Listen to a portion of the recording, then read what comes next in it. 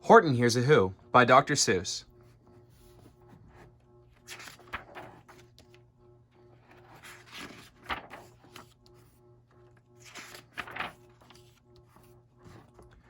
On the 15th of May, in the jungle of Knoll, in the heat of the day, in the cool of the pool, he was splashing, enjoying the jungle's great joys, when Horton the elephant heard a small noise.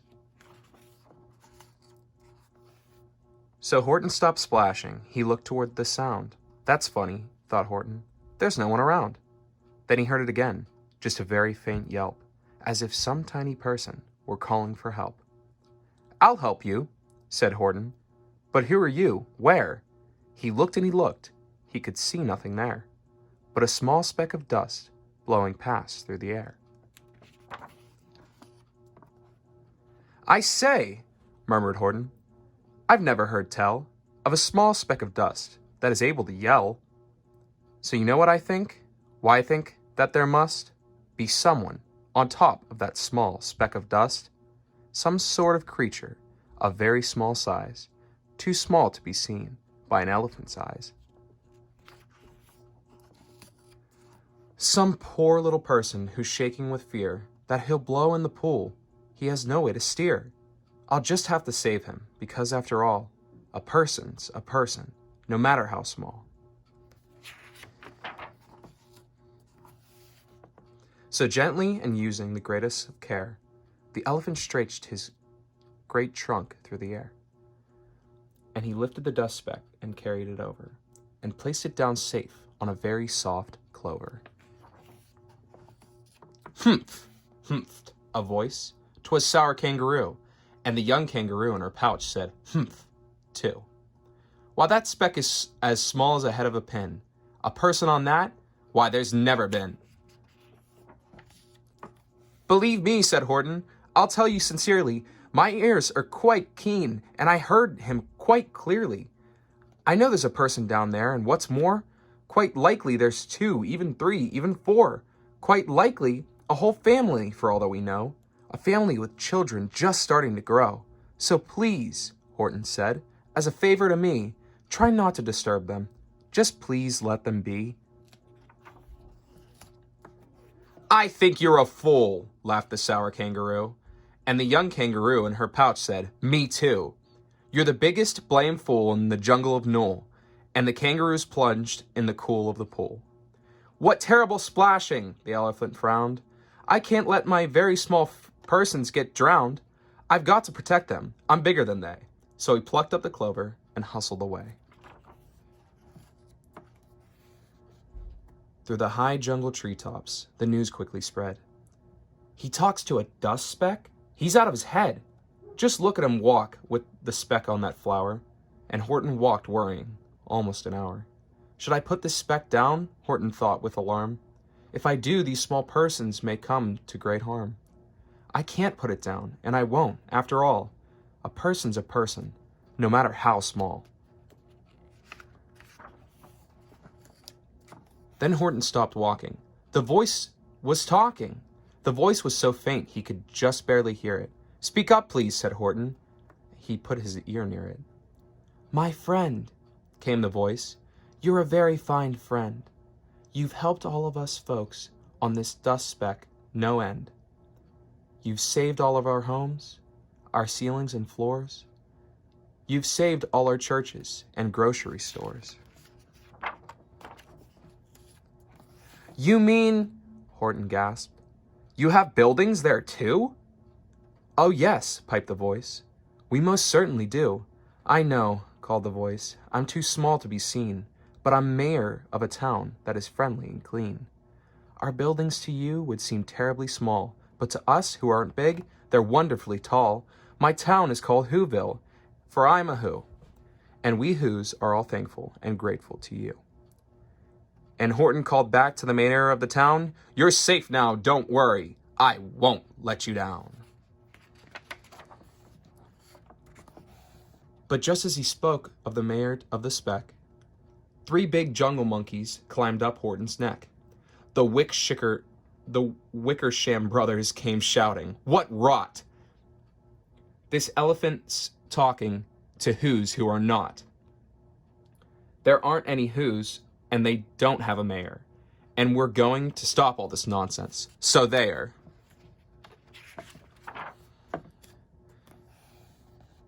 They snatched Horton's clover. They carried it off to a black-bottomed eagle named Vlad Ikov. A mighty strong eagle, a very swift wing. And they said, will you kindly get rid of this thing?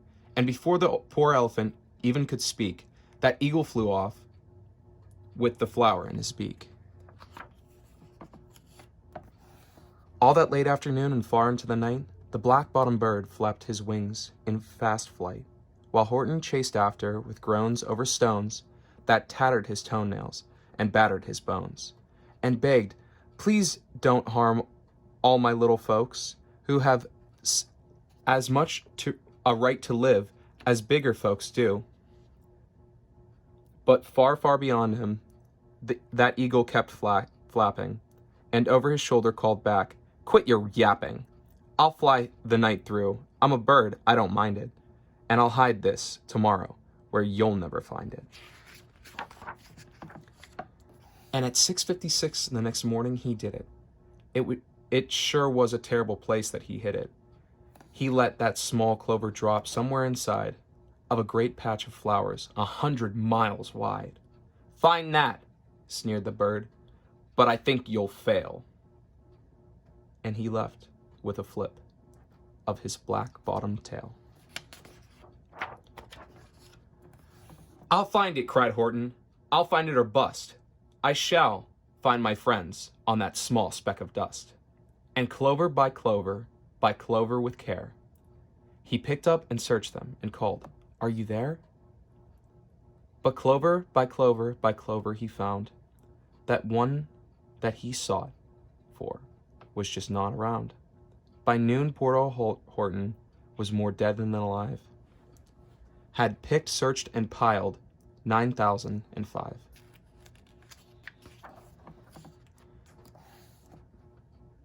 Then on through the afternoon, hour after hour, till he found them at last, on the 3 millionth flower. My friends, cried the elephant, tell me, do tell. Are you safe? Are you sound? Are you whole? Are you well? From down on the speck came the voice of the mayor.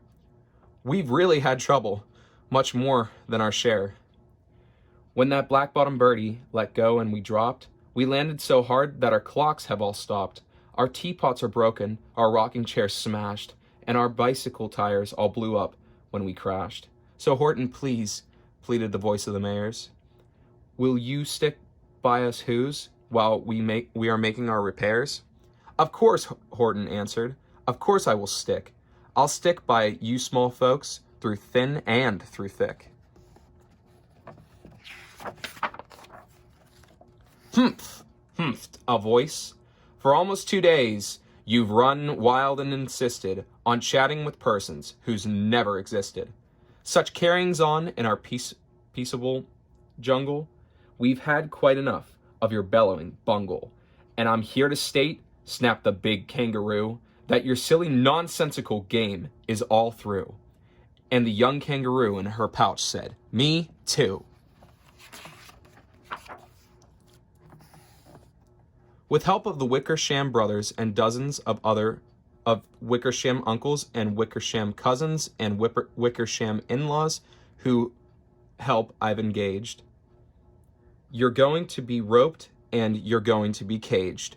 And as for your dust speck, that we shall boil in a hot steaming kettle of bezelnut oil. Boil it, gasped Horton. Oh, that you can't do. It's all full of persons. They'll prove it to you. Mr. Mayor, Horton called. Mr. Mayor, you got to prove now that you are really there. So call a big meeting, get everyone out. Make every who holler. Make every who shout. Make every who scream. If you don't, every who is going to end up in the bezelnut stew. And down on the dust speck, the scared little mayor quick called a big meeting in the Whoville town square. And his people cried loudly. They cried out of fear. We are here. We are here. We are here. We are here. The elephant smiled. That was clear as a bell. You kangaroos surely heard that very well. All I heard, snapped the big kangaroo, was a breeze and the faint sound of wind through the far distant trees. I heard no small voices, and you didn't either. And the young kangaroo in her pouch said, me neither. Grab him, they shouted, and cage the big dope. Lasso his stomach with 10 miles of rope. Tie the knots tight so he'll never shake loose. Then dunk that dumb speck in the bezelnut juice. Horton fought back with great vigor and vim, but Wickersham gang was too many for him. They beat him, they mauled him, they started to haul him to his cage, but he managed to call to the mayor, don't give up, I believe in you all. A person's a person, no matter how small. And you very small persons will not have to die if you make yourself heard. So come on now, try. The mayor grabbed a tom-tom. He started to smack it, and all over Whoville, they whooped up a racket. They rattled tin kettles, they beat on brass pans, on garbage pail tops and old cranberry cans. They blew on bazookas and blasted great toots, on clarinets, oompas, and boopas and flutes.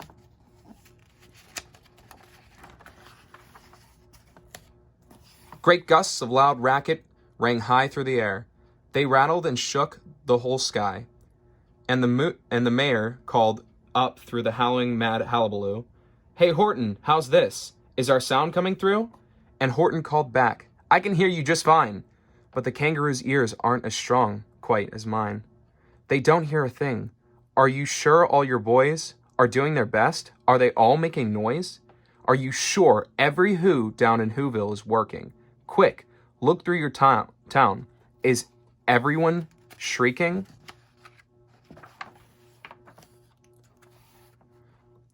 Through the town rushed the mayor, from the east to the west, but everyone seemed to be doing his best. Everyone seemed to be yapping or yipping. Everyone seemed to be beeping or bipping. But it wasn't enough. All this ruckus and roar, he had to find someone to help him make more. He raced through each building. He searched floor to floor.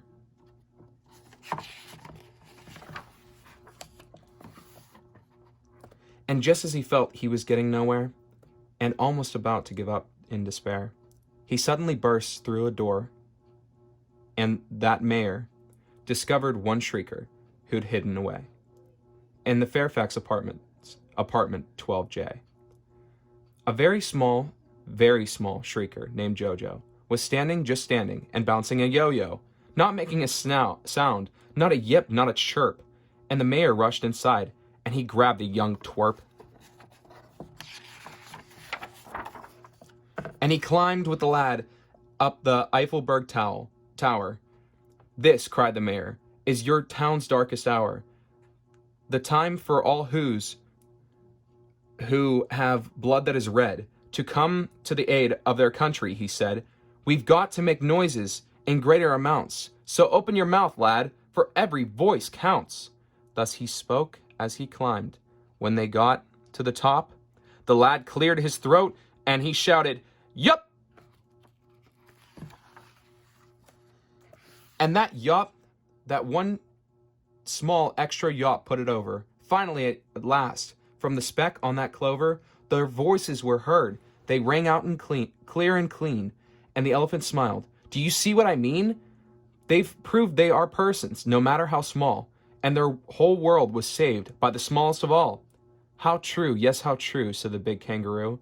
And from now on, you know what I'm planning to do? From now on, I'm going to protect them with you. And the young kangaroo in her pouch said, me too. From sun in the summer, from rain when it's fallish, I'm going to protect them, no matter how smallish. The end.